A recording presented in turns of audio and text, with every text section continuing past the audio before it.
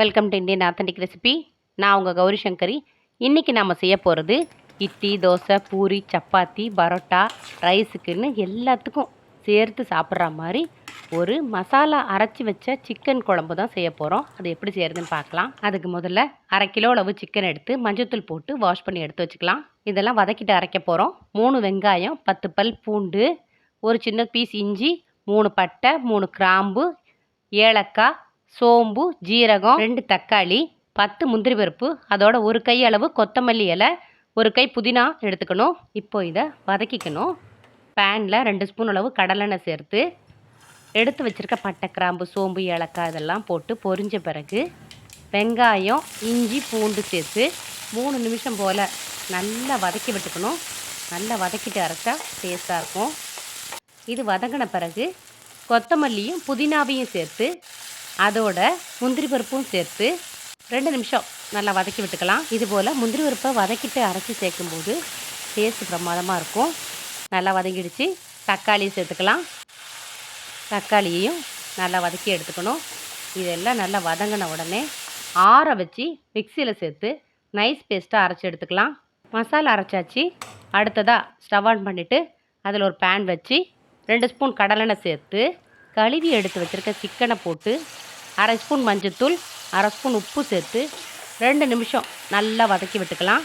இப்படி வதக்கும்போது சிக்கன்லேருந்து தண்ணி பிரிஞ்சு வரும். இதற்கு பிராய்லர் கோழிக்கு பதிலாக நாட்டுக்கோழி கறியில் ட்ரை பண்ணி பாருங்கள். இன்னும் டேஸ்ட் பிரமாதமாக இருக்கும். 1 கப் அளவு தண்ணீர் சேர்த்து மூடி போட்டு 5 நிமிஷம் வேக வச்சு எடுத்துக்கலாம். 5 நிமிஷம் ஆகிடுச்சு. சூப்போடு அப்படியே இறக்கி வச்சுக்கலாம். பேனில் 5 ஸ்பூன் அளவு கடலெண்ணெய் விட்டுக்கோங்க. தாளிக்கிறதுக்கு சோம்பு மட்டும் சேர்த்துக்கிட்டால் போதும். அது பொரிஞ்சதும் வெங்காயம், கருவேப்பிலை சேர்த்துக்கணும். நல்லா வதக்கி விட்டுக்கணும்.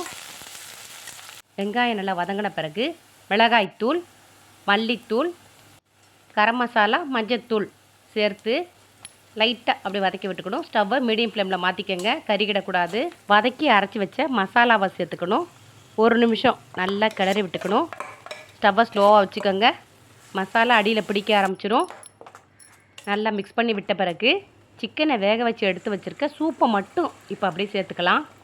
சூப்பு கொஞ்சமாக இருந்துச்சுன்னா 1 கப் அளவு தண்ணீர் சேர்த்துக்கோங்க. தேவையான அளவு உப்பு சேர்த்துக்கலாம்.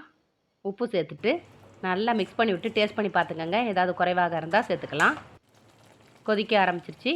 கொதித்து ஆயில் நல்லா பிரிஞ்சு வரணும். இந்த ஸ்டேஜில் எடுத்து வச்சுருக்க சிக்கனை சேர்த்துக்கலாம். அதாவது வேக வச்சு எடுத்து வச்சுருக்கோம் பாருங்கள், அந்த சிக்கனை சேர்த்துக்கலாம். சேர்த்து நல்லா மிக்ஸ் பண்ணி விட்டுக்கணும். மிக்ஸ் பண்ணி விட்டு 3 நிமிஷத்துலேருந்து 5 நிமிஷம் வரைக்கும் நல்லா கொதிக்க விடணும். உப்பு, காரம் இதெல்லாம் சிக்கனில் ஏறணும். ஒரு கையளவு கொத்தமல்லி, கருவேப்பிலையை கட் பண்ணி இதில் சேர்த்துக்கலாம். சேர்த்து நல்லா மிக்ஸ் பண்ணி விட்டுக்கலாம். அடிக்கடி சிக்கன் வாங்குறதுனால சிக்கன் குழம்புனாலே ஒரு சிலருக்கு பிடிக்க மாட்டேங்குது. நீங்கள் இது போல் செய்து பாருங்கள். சிக்கனில் உப்பு, காரம் எல்லாம் ஏறி ரொம்ப டேஸ்ட்டாக இருக்கும் குழம்பு. காலையில் சிக்கன் எடுத்து மசாலாவெல்லாம் வறுத்து அரைச்சி இந்த குழம்பு செய்துட்டா நைட்டு வரைக்கும் வச்சுக்கலாம். எல்லாத்துக்கும் செட் ஆகும். சாதத்தோடு அந்த கிரேவியை போட்டு சாப்பிட்டு பாருங்கள். செம்ம டேஸ்ட்டாக இருக்கும். ட்ரை பண்ணி பார்த்துட்டு எப்படி இருக்குன்னு சொல்லுங்கள். நன்றி.